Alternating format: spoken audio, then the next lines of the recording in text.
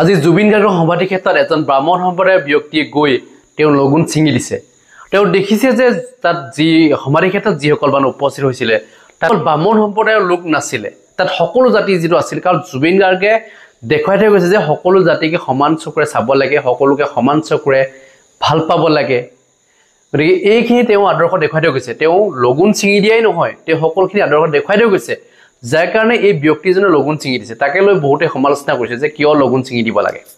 আৰু এই ব্যক্তিজনে কৈছে মই নিজে লগুণ নিপিন্ধো আৰু ল'ৰাটোকো মই লগুণ নিপিন্ধাওঁ বুলি কৈছে, যে ল'ৰাটোকো তেওঁ লগুণ নিদিয়াই, কিয় তেওঁ সকলোৰে লগত মিলি থাকিব বিচাৰে। কাৰণ জুবিন গাৰ্গে সেই আদৰ্শ দেখাই গৈছে।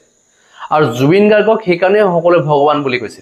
কিয় কৈছে? কাৰণ তেওঁ কোনো জাতিকে ঘৃণা কৰা নাছিলে, না হিন্দু না মুছলমান না খ্ৰীষ্টান, তেওঁ সকলোকে ভাল পাইছিলে। মানে কোনো এটা জাতিকে তেওঁ ঘৃণাৰ চকুৰে চোৱা নাছিলে। কিন্তু আজিৰ তাৰিখত যি দেখিছোঁ হিন্দু মুছলিমৰ যি ৰাজনীতি কৰি আছে, হিন্দু মুছলিমৰ ৰাজনীতিতকৈ বেলেগ কাৰো ৰাজনীতি নাই নেকি? কিয় দেখাব লাগে? সেইবিলাক আদৰ্শ কিয় দেখাব লাগে? দেখাব কেতিয়াও নালাগে, কাৰণ সেইখিনি কোনো নিবিচাৰে। জুবিন গাৰ্গে সেইখিনি মানি চলা নাছিলে কাৰণে হয়তো জুবিন গাৰ্গৰ শত্ৰু বাঢ়িছিলে। হয়তো সেইবিলাক তেওঁ যিখিনি অপেনলি যিখিনি কথা কৈছিল, হয়তো সেইখিনি কথাৰ কাৰণে আজি হয়তো জুবিন গাৰ্গ আমাৰ মাজৰ পৰা হেৰাই গ'ল।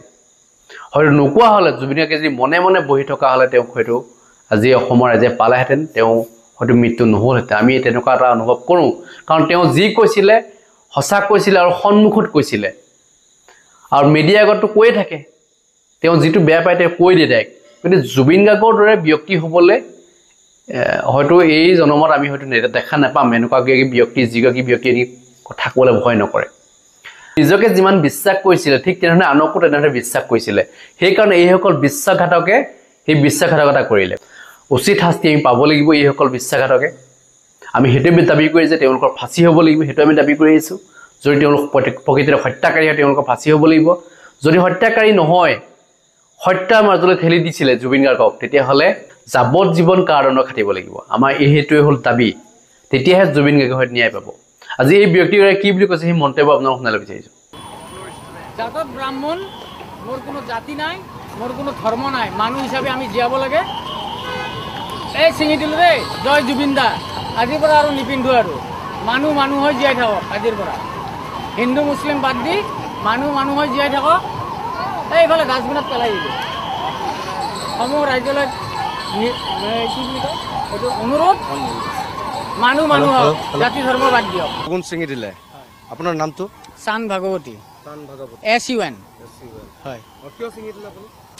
তাৰমানে ধৰক আজি কেইবছৰমানৰ পৰা দেখি আছোঁ ছ'চিয়েল মিডিয়াত, তাৰমানে আমাৰ এনেকুৱা হৈ গৈছে হিন্দু মুছলিম কিবা কিবি জাত পাত, আৰু হিন্দু ধৰ্মৰ মাজতে এসোপা জাত, গম পাইছে?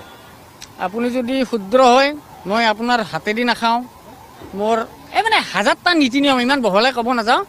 সেইকাৰণে জুবিনদাৰ ইয়াতে আহি আজি শেষ কৰি দিলোঁ চবখিনি।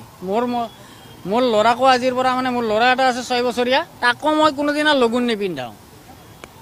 আজি ছিঙি পেলাই দিলোঁ। মই সকলোকে আহ্বান জনাওঁ, মানুহ হ'বলৈ শিকক। প্ৰথম মানুহ হোৱাটো মানৱতা সকলোতকৈ ডাঙৰ ধৰ্ম, এইটো হ'বলৈ শিকক। বাকী এইবিলাক জাত পাত বাদ দি আৰু দেশ গঢ়াৰ নামত নিজৰ কণ্ট্ৰিবিউশ্যন দিয়ক, শিক্ষাৰ দিশেৰে, ধৰ্মৰ দিশেৰে নহয় দেই, শিক্ষাৰ দিশেৰে।